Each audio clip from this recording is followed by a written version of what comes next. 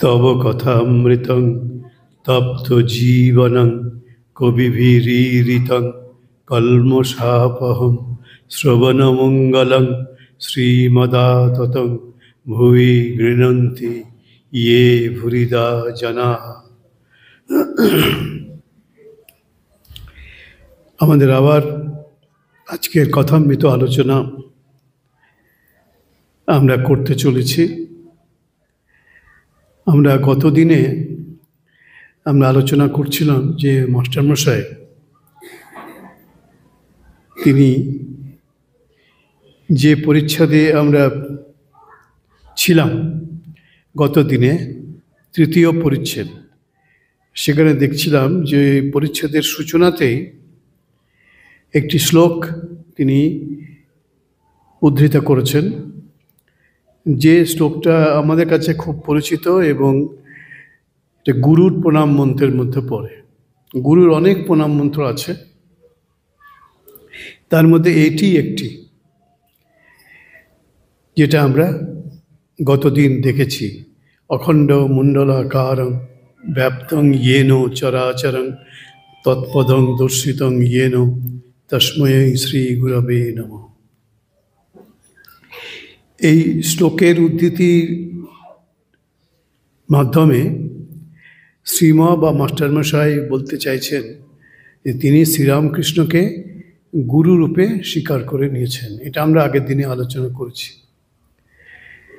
কিন্তু কি করে গুরু রূপে স্বীকার করলেন সেই কথা উল্লেখ কোথাও নেই। কিন্তু এই শ্লোকটির যে উদ্ধৃতি তিনি দিয়েছেন তাতে তিনি বুঝিয়ে দিলেন যে তিনি শ্রীরামকৃষ্ণকে গুরু রূপে মেনে নিয়েছেন। আবার এই পরিচ্ছেদের সূচনাতেই লেখা আছে দ্বিতীয় দর্শন গুরু শিষ্য সংবাদ। দ্বিতীয় দর্শন মাস্টারমশাই শ্রীরামকৃষ্ণকে, এবং বলছেন বড় বড় অক্ষরে গুরু শিষ্য সংবাদ, অর্থাৎ ওইটাকে গুরুত্ব দিচ্ছেন যে গুরু শিষ্য ব্যাপারটা ঘটেছে, মানে শ্রীরামকৃষ্ণকে তিনি গুরু বলে মেনেছেন, এটা পরোক্ষভাবে বলছেন, প্রত্যক্ষভাবে বলছেন না। পরোক্ষভাবে কেন বলছেন? প্রত্যক্ষভাবে বলতে তো কোনো দোষের ছিল না। আসলে শ্রীরামকৃষ্ণের ভাবের একটা বৈশিষ্ট্য হচ্ছে এখানে সব জিনিসটাই গোপন রাখতে বলেন, ভাবকে গোপন রাখতে বলেন। বেশি ঘোষণা করা, বেশি জাহির করা, এগুলো শ্রীরামকৃষ্ণের ভাবের বিরোধী। তো সেজন্যে এখানে পরোক্ষভাবে বলে দেওয়া হলো তিনি শ্রীরামকৃষ্ণকে প্রথম দর্শনেই গুরুপদে বরণ করে নিয়েছেন মাস্টারমশাই, যদিও কোথাও উল্লেখ নেই প্রত্যক্ষভাবে বা স্পষ্টভাবে। কিন্তু আরেকটি কথা এখানে বললেন, গুরু শিষ্য সংবাদ। তিনি যে ওকে গুরু করে নিয়েছেন শ্রীরামকৃষ্ণকে, সে কথা কোথাও বলছেন না, কিন্তু এই হেডিংটা দিচ্ছেন, শিরোনামটা দিচ্ছেন গুরু শিষ্য সংবাদ, অর্থাৎ গুরু এবং শিষ্যের মধ্যে যে আলোচনা হয়েছে এটা উনি বলতে চাইছেন। তাই এর থেকে আমরা বুঝতে পারছি যে 1882 সালের 26শে ফেব্রুয়ারি, যেদিন শ্রীমা মাস্টারমশাই প্রথম শ্রীরামকৃষ্ণকে দর্শন করলেন দক্ষিণেশ্বরে, সেদিনই তিনি কোনো ঘোষণা ছাড়াই শ্রীরামকৃষ্ণকে তাঁর গুরুপদে বরণ করে নিয়েছিলেন। আমি একটু আগে বললাম যে শ্রীরামকৃষ্ণের ভাবের একটা বৈশিষ্ট্য হচ্ছে এখানে বাইরের ঘোষণার দিকটি খুব কম। যতটা পারো ভাবকে চেপে রাখো, গোপন রাখো, এটাই শ্রীরামকৃষ্ণের বার্তা। আমরা সবাই নিজেদের ভাবকে ব্যক্ত করার জন্যে আমরা সবসময় উঠে পড়ে লাগি। তো শ্রীরামকৃষ্ণ শেখাচ্ছেন না, বেশি ব্যক্ত করবে না, গুপ্ত রাখবে, এটাই শ্রীরামকৃষ্ণের শিক্ষা। যত ভাব ব্যক্ত, যত তুমি ভাবকে ব্যক্ত করবে, প্রকাশ করবে, ততই তোমার ভাবটি নষ্ট হয়ে যাবে। কেন নষ্ট হবে না? আমার এই যে গুরুকে মেনে নিলাম, এটা আমার ব্যাপার, ব্যক্তিগত ব্যাপার। অন্যের তো এই বিষয়ে কোনো আগ্রহ থাকার কথা না। অনেক লোকে অনেক কথা বলবে। শ্রীরামকৃষ্ণের মুখেই আমরা শুনেছি রামকৃষ্ণ লীলা প্রসঙ্গের মধ্যে যে শ্রীরামকৃষ্ণের কথা হচ্ছে একটি উৎসবে যাওয়ার, পানিহাটির চিরার মহোৎসব।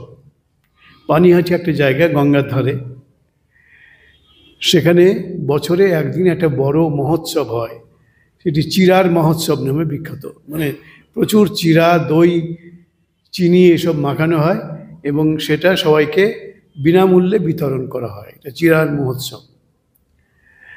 তো সেই চিরার মহোৎসবে শ্রীরামকৃষ্ণ যাবেন এরকম ঠিক হয়েছে। তো শ্রী মা তখন দক্ষিণেশ্বরে আছেন। শ্রী মায়ের ইচ্ছে হয়েছে যে তিনিও ওই শ্রীরামকৃষ্ণের সঙ্গে ওই চিরার মহোৎসবে যাবেন। অনেক ভক্ত যাবেন, তো ঠাকুরের শিষ্যরা সব যাবেন। তো মার হয়তো মনে মনে ইচ্ছে হয়েছে, হয়তো বলছি কারণ আমরা তো কোনো ব্যক্ত কথা পাইনি। তো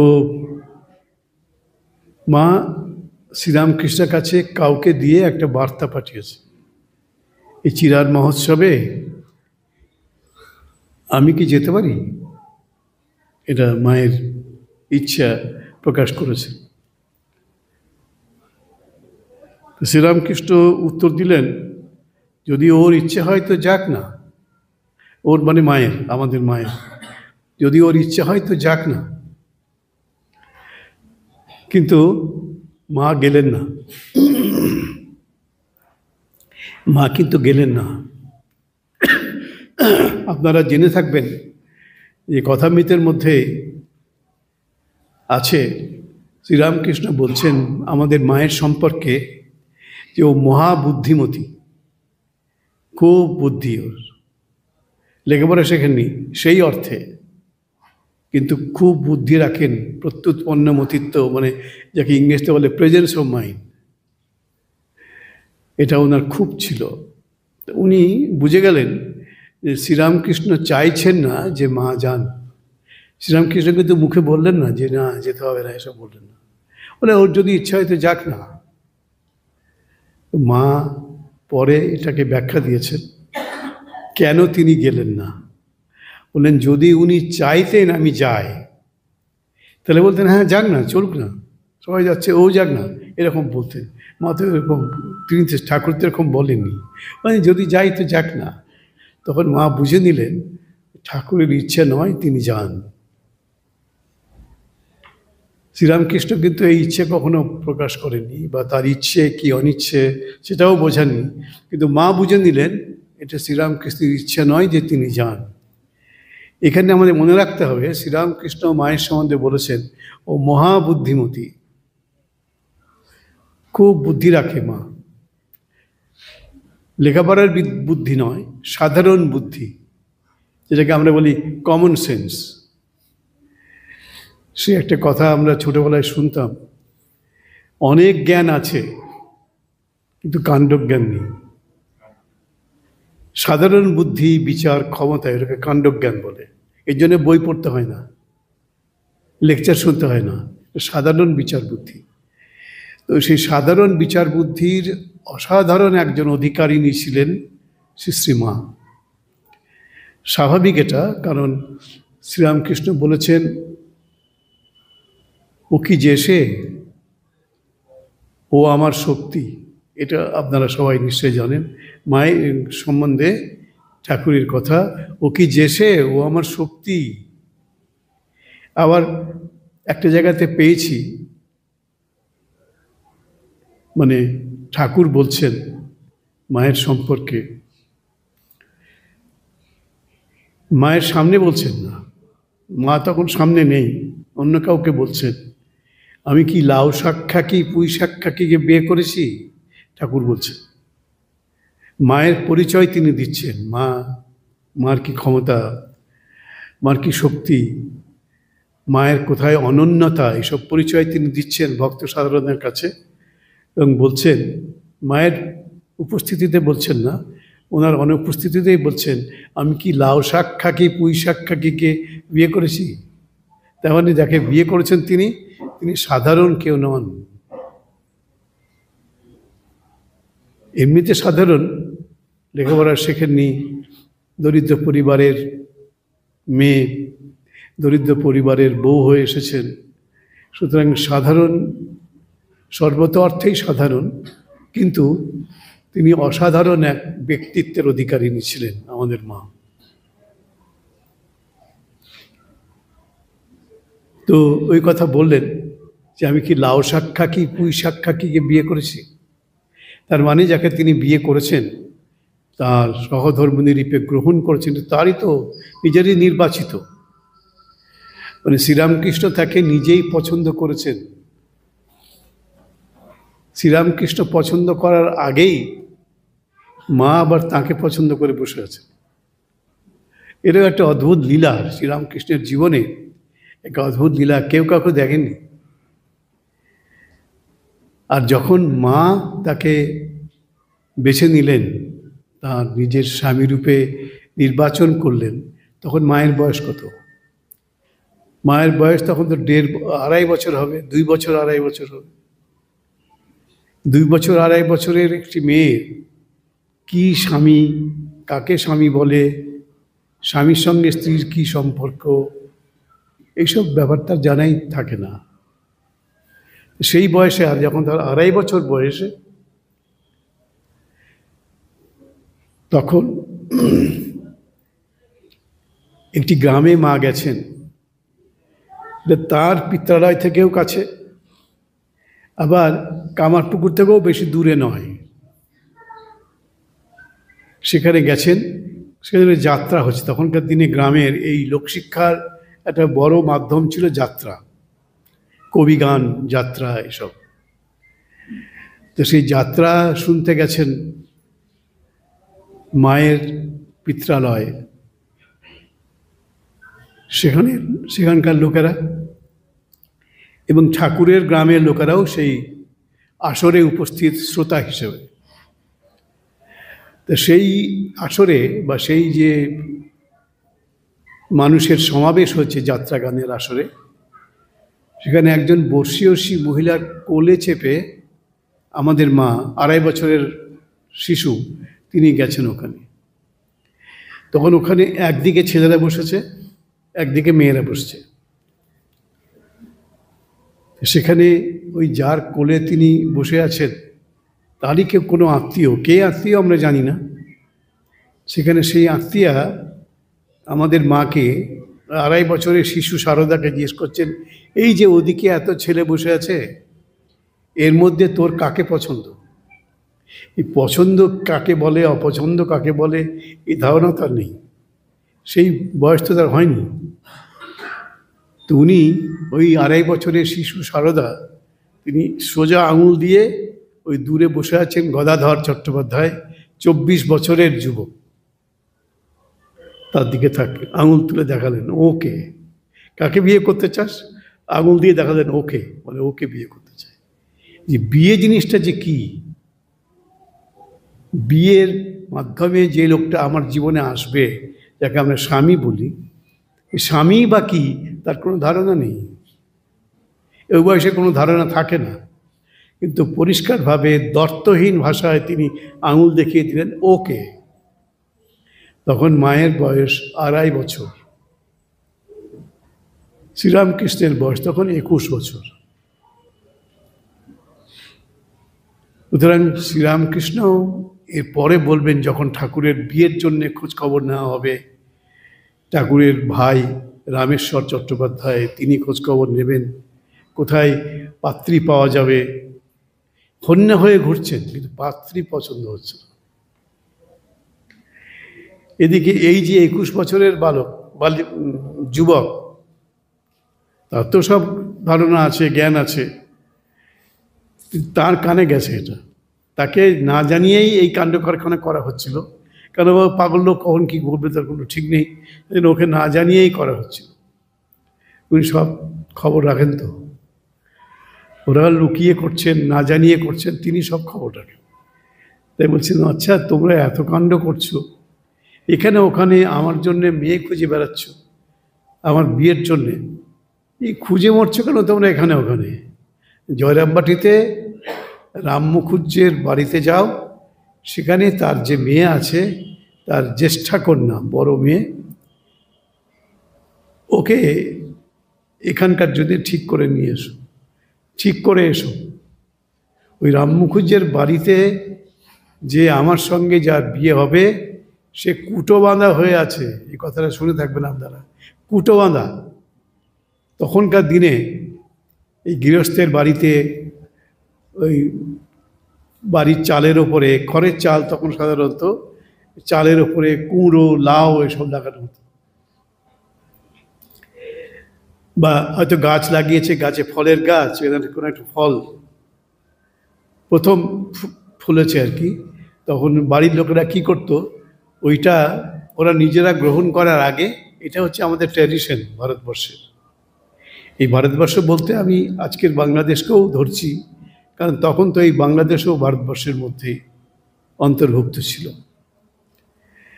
তো ওরা করতো কি, তখনকার দিনে যেটি প্রথম গাছে ফলেছে, সে লাউ কুমড়ো হোক বা কোনো ফল হোক, প্রথম ফলটি কিন্তু ভগবানকে দিতে হবে।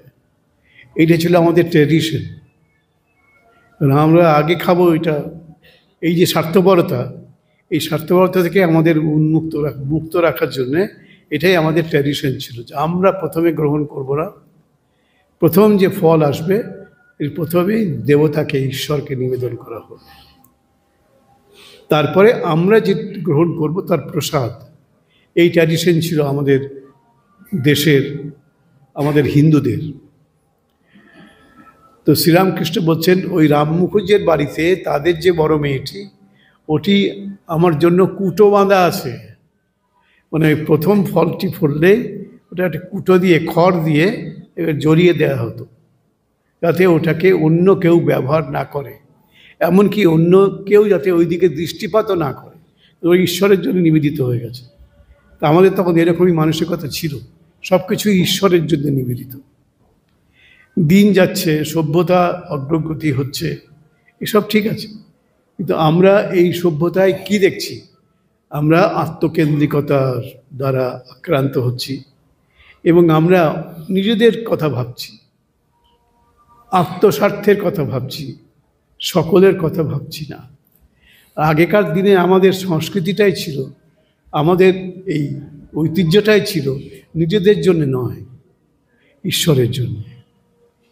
এটা দেখো কীরকম ডিফারেন্স আমাদের হয়ে গেছে চিন্তাধারার মধ্যে, আমাদের চেতনার মধ্যে কত বড় একটা বিরাট ব্যবধান ঘটে গেছে। আগেকার দিনের সমাজে আমরা আত্মকেন্দ্রিক ছিলাম না, আমাদের প্রত্যেকটি পরিবার তখন ছিল যৌথ পরিবার, যাকে ইংরেজিতে বলে জয়েন্ট ফ্যামিলি। এখন জয়েন্ট ফ্যামিলি তো আর নেই, শেষ হয়ে গেছে। আগেকার দিনে প্রত্যেকটি পরিবারই জয়েন্ট ফ্যামিলি ছিল, যৌথ পরিবার ছিল, অর্থাৎ সবাই মিলে, বাবা, জ্যাঠামশাই, কাকা, কাকিমা, বা আরও গৃহপালিত যদি আরও কোনো আত্মীয় স্বজন থাকে, তারা সবাইকে নিয়ে একটা বৃহৎ পরিবার ছিল আমাদের প্রত্যেকের। এবং যদি পরিবারটি যৌথ পরিবার হয়, তাহলে অনেক স্যাক্রিফাইস করতে হয়, অনেক ছাড় দিতে হয়, নিজের পছন্দ অপছন্দকে বিসর্জন দিতে হয়, ইচ্ছে মতো থাকতে পারে না, ইচ্ছে মতো খেতে পারে না, সবাইকে নিয়ে ভাগ করে খেতে হতো। সেই জন্য আমাদের তখন এই পরিবারের বৈশিষ্ট্য ছিল আত্মত্যাগ, আত্মতুষ্টি নয়, আত্মতুষ্টি নয়, আত্মপুষ্টি নয়, শুধু ত্যাগ, আত্মত্যাগ। অনেক অসুবিধা হতো একসঙ্গে থাকতে, অনেক লোক, হয়তো 15-16 জন কি 30-40 জন লোক এক বাড়িতে থাকবে, কত কষ্ট করে ভাগ করে থাকতে হতো। এখন ধরুন মানুষ কত স্বার্থপর, শুধু একজন পুরুষ, একজন নারী আর তাদের একটি দুটি সন্তান, এই নিয়ে ছোট ছোট পরিবার। আমাদের মনও ভেঙে গেছে, আমরা অনেক বেশি আত্মকেন্দ্রিক এবং স্বার্থপর এখন হয়েছি, আগে তা ছিল না। সেজন্যে আমাদের তখনকার সমাজে এই ত্যাগের শিক্ষাটাই দেওয়া হতো। তো শ্রীরামকৃষ্ণ আর শ্রী শ্রী মায়ের যে বিবাহ, এর মধ্যেও ত্যাগের শিক্ষা। যদি আপনারা রামকৃষ্ণ পুঁথি এই গ্রন্থটি পড়েন, ওটিও শ্রীরামকৃষ্ণের একজন গৃহী পার্শ্বদের লেখা। কথামৃত গৃহী পার্শ্বদ মহেন্দ্রনাথ গুপ্ত বা মাস্টারমশাই। আবার সবথেকে অগ্রগণ্য যে রামকৃষ্ণ জীবনী, শ্রী শ্রী রামকৃষ্ণ লীলা প্রসঙ্গ, সেটি লিখেছেন তার এক সন্ন্যাসী পার্শ্বদ স্বামী শারদানন্দ। আর এই কথামৃত লিখেছেন শ্রীম, তিনি গৃহী শিষ্য শ্রীরামকৃষ্ণের। এবং অক্ষয় কুমার সেন, তিনি একজন গৃহী শিষ্য শ্রীরামকৃষ্ণের, তিনি লিখেছেন শ্রী শ্রী রামকৃষ্ণ পুঁথি। তো সেই পুঁথি যদি শ্রীরামকৃষ্ণের কথা কোথায় আছে জানতে চান, তাহলে আমি বলবো আপনাদেরকে এই বইগুলি পড়তে হবে। এই কথামৃতের মধ্যে অনেক কথা আছে শ্রীরামকৃষ্ণের নিজের সম্পর্কে। শ্রীরামকৃষ্ণ বলছেন এই করতাম, এরকম তখন ছিল, এইসব কথাগুলো শ্রীরামকৃষ্ণের নিজের মুখে বলা, এগুলিকে একসঙ্গে করতে হবে। ওই পুঁথির মধ্যে আছে শ্রীরামকৃষ্ণের গৃহভক্ত অক্ষয় কুমার সেন বা পুঁথিকার, তার কাছে শোনা শ্রীরামকৃষ্ণের কথা, সেটাকে একসঙ্গে আনতে হবে। এবং শ্রীরামকৃষ্ণের যারা সন্ন্যাসী পার্শ্বদ আছেন, যেমন স্বামী বিবেকানন্দ, স্বামী শারদানন্দ, স্বামী রামকৃষ্ণানন্দ, এই সকলের মুখে যে শ্রীরামকৃষ্ণের কথা শোনা গেছে সেগুলোকে এক করতে হবে। স্বামী বিবেকানন্দের কথা তো থাকবেই, এবং শ্রী মায়ের মুখে যে শ্রীরামকৃষ্ণ কথা শোনা গেছে এগুলোকেও সেখানে লিপিবদ্ধ করতে হবে। এই সবটা নিয়ে যদি আমরা একত্র করি তাহলে যে মেটেরিয়ালটা আমরা পাবো সেটা অনেকখানি শ্রীরামকৃষ্ণের কথা প্রামাণ্যতা পাবে আর কি। শ্রীরামকৃষ্ণ তো কোনো গ্রন্থ লেখেননি, নিজের সম্বন্ধে কিছু লেখেননি, কিছু বলেননি, বলাগুলো এদের মাধ্যমে পাবো। সেগুলো যদি একসঙ্গে সংগ্রহ করা যায় তাহলে একটা মেটেরিয়াল পাবো, বেশ ভালো মেটেরিয়াল, এবং সেটি হবে শ্রীরামকৃষ্ণের সম্পর্কে authentic source of his life and sayings. তার জীবন এবং তার বাণী সম্পর্কে সেটি হবে সবথেকে অথেন্টিক সোর্স। শ্রীরামকৃষ্ণের কথাটাই হচ্ছে তারাও কিন্তু একসঙ্গে ছিলেন, যৌথ পরিবারে ছিলেন, সবাই মিলে একসঙ্গে থাকতেন। দরিদ্র পরিবার ছিল, অনেক অসুবিধার মধ্যে থাকতে হতো, কিন্তু তারা কখনোই নিজের স্বার্থের কথা, নিজের সুখের কথা ভাবেননি। সবাইকে নিয়ে একসঙ্গে সুখ এবং দুঃখ ভাগ করে নেবেন, এটাই তাদের জীবনের শিক্ষা, যেটা আজকের জীবনে আমাদের থেকে আশাই করা যায় না। একটা দুটো পরিবার হয়তো থাকতে পারে বাংলাদেশে এখনো, তাদের মধ্যে হয়তো এই যৌথ পরিবারের একটু ছিটে ফোটা থাকতে পারে, কিন্তু তাও একসঙ্গে থাকে না তো। মানে একই সঙ্গে ঢাকাতে আছেন বাবা মা বা কাকা কাকি, এরকম পরিবার খুব কম, রেয়ার অফ দ্য রেয়ারেস্ট, একদম সেরকম খুব কম, মানে নেই বললেই চলে। হয়তো বাবা মা গ্রামের বাড়িতে থাকে, কিন্তু এরা আবার শহরের বাড়িতে থাকে, তাহলে একসঙ্গে থাকাতে হলো না। ওই যে একসঙ্গে থাকার যে দুঃখ এবং সুখ ভাগ করে নেবার জন্যে যে মানসিকতা, সেটা তো থাকছে না, থাকে না। এটা মনে রাখবেন, এই যে স্বার্থপরতা, এই যে আত্মকেন্দ্রিকতা। আজকের যে পৃথিবী, এটা হচ্ছে আত্মকেন্দ্রিক পৃথিবী, আত্মসর্বস্ব পৃথিবী, এই নিজের ছাড়া আর কিছু বোঝে না। এখন তো স্বামী স্ত্রী তো ভাবছেন, এরপরে যে যুগটা আসছে হয়তো আগামী 50 বছরের মধ্যে এসে যাবে, সেখানে দেখবেন স্বামী আলাদা স্ত্রী আলাদা, সব বিভাজন হয়ে যাচ্ছে, আত্মকেন্দ্রিকতার চূড়ান্ত জায়গায় চলে যাচ্ছে। নিজের সুখ ছাড়া, নিজের স্বাচ্ছন্দ্য ছাড়া আর কিছু ভাবতেই পারছে না। এবং এইখানে শ্রীরামকৃষ্ণের একটা মেসেজ আছে। শ্রীরামকৃষ্ণ দেখেছেন যে মাস্টারমশাই যিনি কথামৃত লিখেছেন, জগৎকে উপহার দিয়েছেন, অসাধারণ একটি অবিস্মরণীয় গ্রন্থ কথামৃত, যে গ্রন্থটি আমি অনেকবার বলেছি আপনাদের কাছে, যে গ্রন্থটি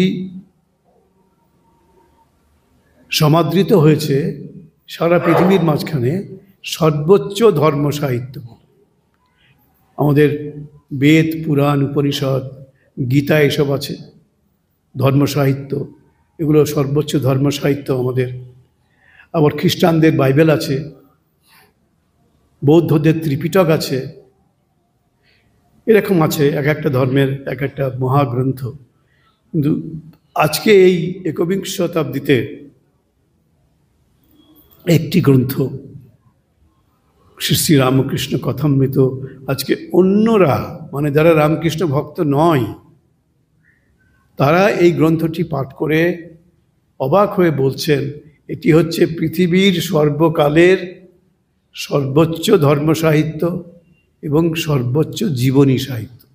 এই কথামৃত সম্বন্ধে এই কথা বলা হচ্ছে, সর্বোচ্চ ধর্মসাহিত্য এবং সর্বোচ্চ জীবনী সাহিত্য। যদি আপনারা এই গ্রন্থটি কেউ পড়ে থাকেন, বিবেকানন্দ ও সমকালীন ভারতবর্ষ, বিখ্যাত গ্রন্থ, অনেক পুরস্কার টুরস্কার পেয়েছে। এর লেখক হচ্ছেন অধ্যাপক শঙ্করী প্রসাদ বসু। তিনি তার ওই গ্রন্থেই বিবেকানন্দ ও সমকালীন ভারতবর্ষ ওই গ্রন্থে বলছেন কথামৃত হচ্ছে পৃথিবীর সর্বকালের সর্বশ্রেষ্ঠ সর্বোচ্চ ধর্ম সাহিত্য এবং সর্বোচ্চ জীবনী সাহিত্য। জীবনী সাহিত্য কী করে?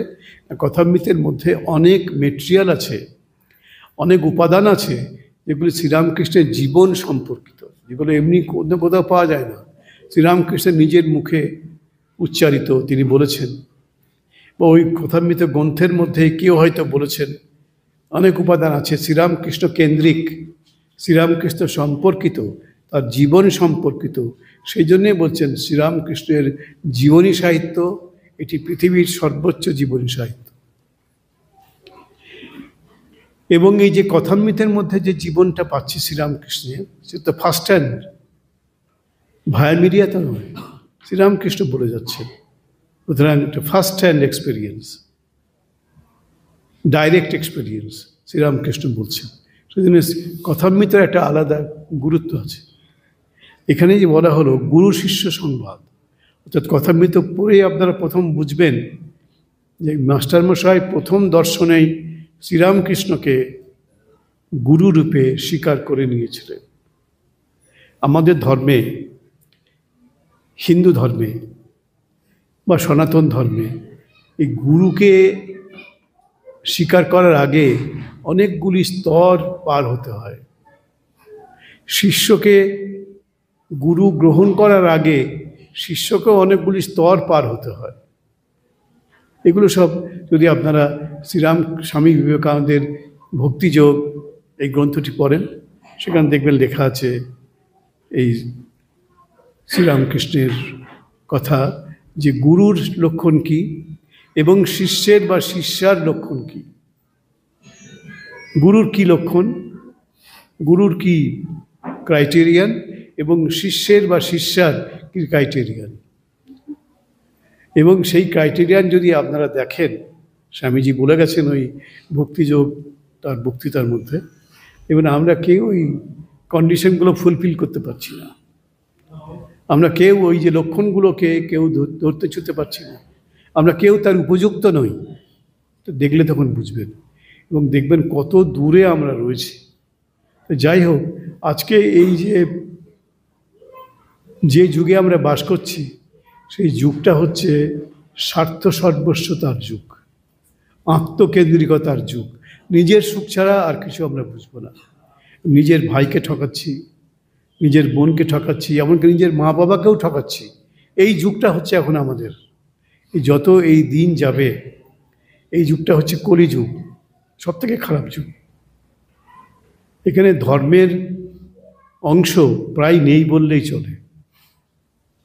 এই যুগে আমরা এখন বাস করছি, ধর্মহীনতা। নিজের বাবাকে বিশ্বাস করি না, নিজের মাকে বিশ্বাস করি না, বাবা মাও নিজের ছেলে মেয়েকে বিশ্বাস করে না। এই যুগে আমরা বাস করছি এখন। যখন ছেলেটি মেয়েটি ছোট থাকে তখন তো বাবা মা করছে, কিন্তু সেই যখন বড় হচ্ছে আস্তে আস্তে, সে তখন দেখবেন স্বার্থপর হয়ে যাচ্ছে, আত্মকেন্দ্রিক হয়ে যাচ্ছে। এই কথাগুলো শুনতে খারাপ লাগে, কিন্তু এগুলো দেখুন রূঢ় বাস্তব। এটাই তো বাস্তব আজকে আমরা দেখতে পাচ্ছি। আমি একটা ঘটনার কথা মনে করছি। বহু বছর আগে আমি পশ্চিমবঙ্গের তমলুক বলে একটা জায়গা আছে, আগে নাম ছিল তাম্রলিপ্ত, প্রাচীন শহর তাম্রলিপ্ত, ব্যবসা বাণিজ্যের খুব বড় একটা কেন্দ্র ছিল। এখন তার নাম হচ্ছে তমলুক। তমলুকে গেছি, ওদের আশ্রমের, ওদের রামকৃষ্ণ আশ্রম আছে, বড় সুন্দর মন্দির আছে, ঠাকুরের মূর্তি আছে। সে আশ্রমে গেছি ওদের একটা অনুষ্ঠান উপলক্ষে। তো আমার সঙ্গে আরেকজন বক্তা ছিলেন, তিনি হচ্ছেন মেদিনীপুর জেলার, এখন মেদিনীপুর দুভাগ হয়ে গেছে, পূর্ব মেদিনীপুর, পশ্চিম মেদিনীপুর, তখন মেদিনীপুর একটাই। তো সেই মেদিনীপুর জেলার যিনি district inspector of schools, school পরিদর্শক, জেলা পরিদর্শক, গোটা জেলার, মেদিনীপুর জেলার, অনেক বড় জেলা মেদিনীপুর, বাংলাদেশে এরকম বড় জেলা নেই। তো সেই মেদিনীপুর জেলায় যিনি স্কুল পরিদর্শক, তিনি একজন বক্তা ছিলেন, আমি একজন বক্তা, আরও কেউ কেউ হয়তো ছিল, আমার মনে নেই। রাত্রেবেলায় আমরা ওখানে থাকছি, কারণ আমি কলকাতা থেকে গেছিলাম, কলকাতায় রাত্রেবেলায় ফিরে যাবে না, আবার পরদিন সকালে ফিরবো, সেদিন রাত্রিটা আমাদের তমলুক আশ্রমে আমি থাকছি। তো দেখছি একটা ছোট ছেলে, এই 5 বছর বয়স হবে হয়তো, কি 4 বছর বয়স হবে, সে যত রাস্তার ভাঙা হাঁড়ি থালা বাসন সব কুড়িয়ে আনছে। এটা অদ্ভুত ব্যাপার না, ভাঙা ফেলে দেওয়া ওই অ্যালুমিনিয়ামের থালা বাটি গ্লাস কুড়িয়ে নিয়ে এসে ওই জড়ো করছে, জোগাড় এক জায়গায় করছে। আমি দেখে একটু অবাক হচ্ছি, এইসবগুলো কেন নিয়ে আসছে। আর ওর মা, সে শুধু ওকে, ভাই এইসব কী করছিস, কেন করতে কী নিয়ে আসছিস, ওকে বকাবকি করছে, ধমক দিচ্ছে, ও কিন্তু নিয়ে আসছে। আমি দেখছি ব্যাপারটা তো ভালোই লাগছে আমার, এর মধ্যে একটা মেসেজ আছে মানুষের প্রতি, একটা আজকের যুগের মানুষের প্রতি সেই মেসেজ কিছু আছে একটা। আমি দেখছি শেষ পর্যন্ত কোথায় যায়। তো সবগুলো নিয়ে এলো, একটা থালা, একটা গ্লাস, একটা বাটি, এসব অনেক কিছু নিয়ে এলো। আর ওর মা ওকে বকাবকি করছে, এই কী করছিস, এসব নিয়ে যা, ফেলে দে এসবগুলো, রাস্তা থেকে কোথেকে তুলে নিয়ে এসছিস।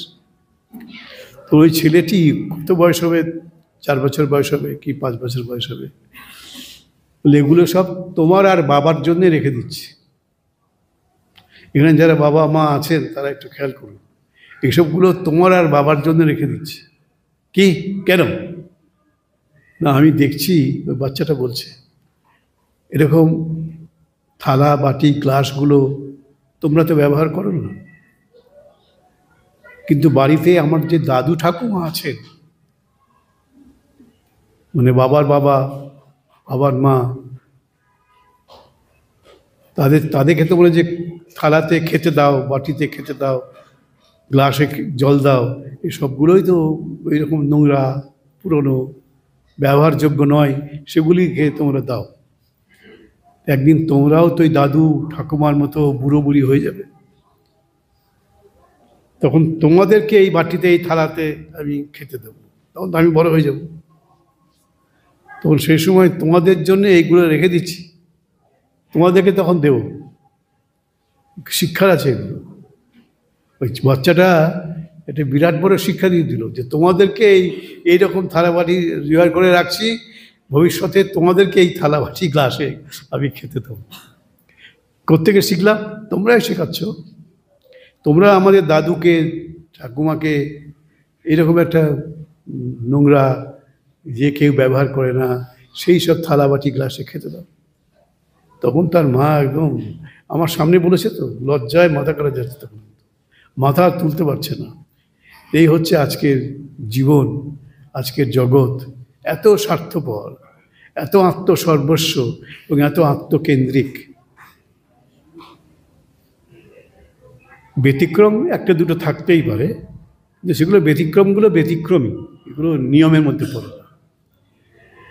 তো শ্রীরামকৃষ্ণ মাস্টারমশাইকে দেখেছেন, তিনি তাঁর বাড়িতে, মানে মাস্টারমশাইয়ের পরিবারেও অশান্তি আছে। আপনি লক্ষ্য করেছেন যে ওই পরিবারেও অশান্তি আছে, বাবা মায়ের সঙ্গে ছেলের মানে মাস্টারমশাইয়ের ভাব নেই। যিনি আজকে এত বড় একজন মহামানব, মানুষকে শিক্ষা দিচ্ছেন, তিনি তার নিজের বাবা মার সঙ্গে ভালো ব্যবহার করেন।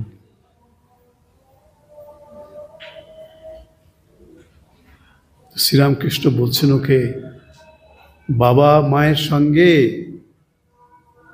পীড়িত করে থাকবে, মানে ভালোবাসাতে থাকবে, ভালোবাসা নিয়ে থাকবে, একসঙ্গে মিলেমিশে থাকবে, সুখে দুঃখে আনন্দে সবাইকে ভাগ করে নিয়ে থাকবে। এটা শ্রীরামকৃষ্ণ শেখাচ্ছেন। ভাঙনের বার্তা শ্রীরামকৃষ্ণ দেননি, তিনি গড়ার বার্তায় দিয়েছেন, গঠনের বার্তাটাই দিয়েছেন। তাই মাস্টারমশাইকে শেখাচ্ছেন, যার মাধ্যমে গোটা পৃথিবীতে আজকে তো বিভিন্ন ভাষায় অনুদিত হয়ে এই রামকৃষ্ণ কথামৃত সারা পৃথিবীতে ছড়িয়ে পড়েছে। লক্ষ লক্ষ বাড়িতে আজকে শ্রীরামকৃষ্ণ কথামৃত বিভিন্ন ভাষায় অনুবাদ করা হয়েছে। শ্রীরামকৃষ্ণ এই মাস্টারমশাইকে, যার মাধ্যমে যাবে তার বার্তাটা, তার মেসেজটা, তার মাধ্যমে এই বার্তাটা দিচ্ছেন যে বাবা মায়ের সঙ্গে পীড়িত করে থাকবে, মানে ভালোবেসে থাকবে, ঝগড়া করে নয়, আত্মকেন্দ্রিকতা নয়, আত্মসর্বস্বতা নয়, সবাইকে নিয়ে মিলেমিশে একটা পরিবার করে থাকবে। সেই কত হাজার বছর আগে, আমাদের ইতিহাস তার কোনো সময় নির্ধারণ করতে পারেনি এখনো।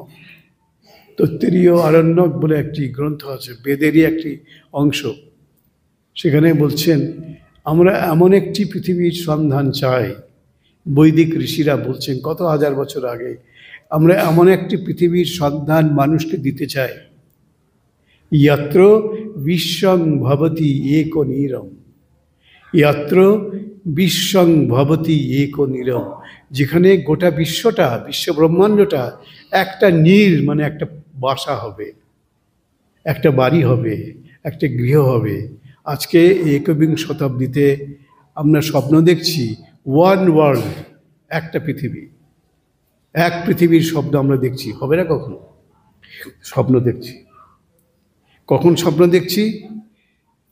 যেটার চরিত্র নিরূপণ করেছেন পৃথিবীর একজন বিখ্যাত ঐতিহাসিক আর্নল্ড টয়েনবি, নাম শুনে থাকবেন।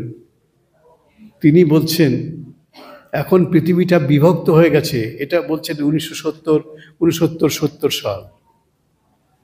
তখন পৃথিবীতে দুটো মহাশক্তি কাজ করছে, একটা হচ্ছে সোভিয়েত রাশিয়া,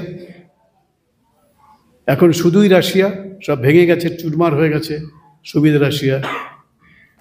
আর একটা হচ্ছে আমেরিকা যুক্তরাষ্ট্র। আমেরিকা এখনও ঠিক আছে এবং পৃথিবীকে শাসন করছে।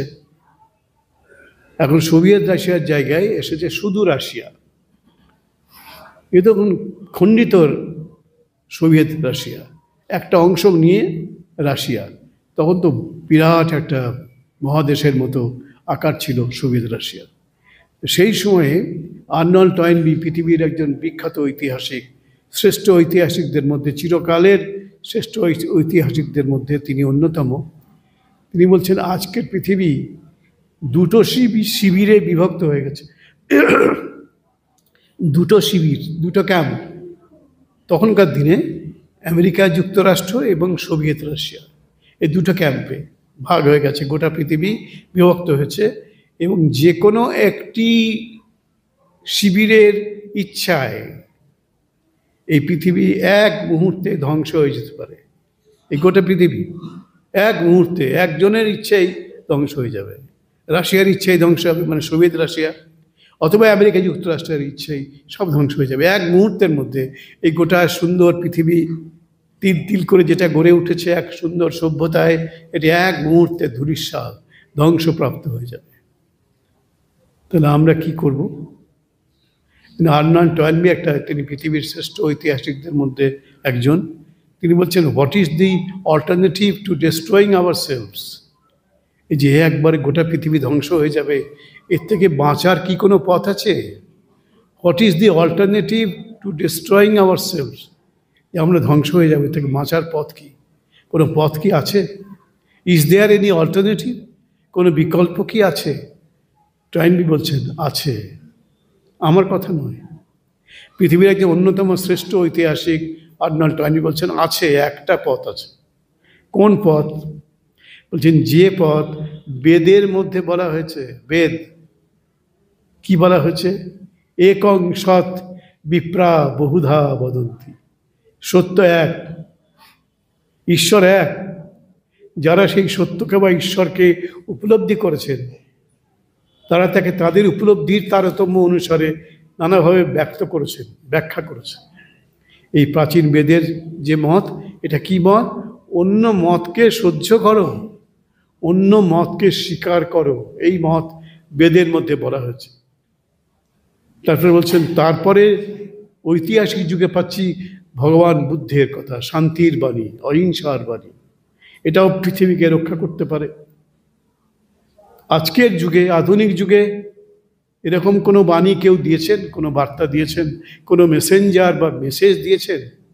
আর্নল্ড টয়েনি বলছেন হ্যাঁ, একজন দিয়েছেন। তার নাম রামকৃষ্ণ পরমহংস। আমাদের শিষ্য ভক্ত নয়, কিন্তু দীক্ষা নেয়নি আমাদের কাছে। আর্নল্ড টয়েনি বলছেন হ্যাঁ, একজন দিয়েছেন আধুনিক যুগে এই পৃথিবীকে রক্ষা করার বার্তা। তার নাম হচ্ছে রামকৃষ্ণ পরমহংস। তিনি দিয়েছেন। তার বার্তা কি বলছেন এখানে? যত মত তত পথ। এই যে সর্বধর্ম সমন্বয়ের বার্তা, এই যে সর্বমত সমন্বয়ের বার্তা, এটাই সহনশীলতার বার্তা। স্বামী বিবেকানন্দ বলছেন we not only believe in the principle of tolerance, আমরা শুধু সহিষ্ণুতার বার্তায় বিশ্বাস করি তা নয়।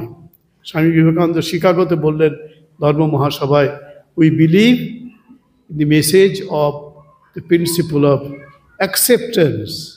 অন্যের মতটা যেমন আমার মতটা আমার কাছে সত্য, অন্যের মতটা অন্যের কাছে তেমনি সত্য, এই ভাবটাকে গ্রহণ করা। অর্থাৎ শুধু পরমত সহিষ্ণুতা নয়, পরধর্ম গ্রহিষ্ণুতা। অন্যের ধর্মকে, অন্যের ধর্ম মতকে অ্যাকসেপ্ট করো, অ্যাকসেপ্টেন্স, নট অনলি টলারেশন, শুধু সহিষ্ণুতা নয়, বাট অ্যাকসেপ্টেন্স, পজিটিভ অ্যাকসেপ্টেন্স। এটাই হচ্ছে স্বামী বিবেকানন্দ বললেন। আজকে আমাদের সময় শেষ হয়ে যাচ্ছে, আর 1 মিনিট হয়তো আছে কি তাও নেই। আমরা এখানে আজকে থামছি। শ্রীরামকৃষ্ণের বার্তাটা হচ্ছে অপরের মতের প্রতি শ্রদ্ধা, অপরের মতের প্রতি সহিষ্ণুতা। এই সহিষ্ণুতা এবং গ্রহিষ্ণুতা, এই দুটো মতকে আমরা মানব, এবং এটি শ্রীরামকৃষ্ণের শিক্ষা আধুনিক যুগে। আর্নল্ড টয়েনি বললেন ওই যে শিক্ষাটা, হারমোনি অফ রিলিজনস, এইটা হচ্ছে আজকের মেসেজ, আজকের পৃথিবীকে রক্ষা করার বার্তা। এই মানুষটি দিয়েছেন কে? দেখবার জানেন না, কোনো বড় কেউ কোনো মানুষ নন, সাধারণ মানুষ, শ্রীরামকৃষ্ণ পরমহংস। তিনি দিয়েছেন এই বার্তা। আজকে গোটা পৃথিবী সেটা অ্যাকসেপ্ট করছে। আর্নল্ড টয়েনির মতো বিশ্বশ্রেষ্ঠ একজন ঐতিহাসিক, তিনিও বলছেন এই একটা মত, একজন মানুষ, তিনি সারা পৃথিবীর কাছে একটা বার্তা দিয়েছেন, নিজে বাঁচো, অপরকে বাঁচতে দাও। এটাই আজকের বার্তা। কথামৃতের বার্তাও এটাই। আবার পরবর্তী আমাদের আলোচনা হবে পরবর্তী শুক্রবার। আজকে 3 তারিখ তো, হ্যাঁ 10, তাহলে 10ই জানুয়ারি, তাই তো? 10ই জানুয়ারি পরবর্তী শুক্রবার, সেদিন আমাদের আবার কথামৃতের আলোচনা আছে। এই জন্যে বলে দিচ্ছি, সব শুক্রবারতে আমি থাকি না, এখন থাকবো। এখন এই মাসটা, জানুয়ারি মাসটা ঢাকায় থাকছি, সুতরাং পরবর্তী শুক্রবারও আমাদের কথামৃতের পাঠ আলোচনা হবে।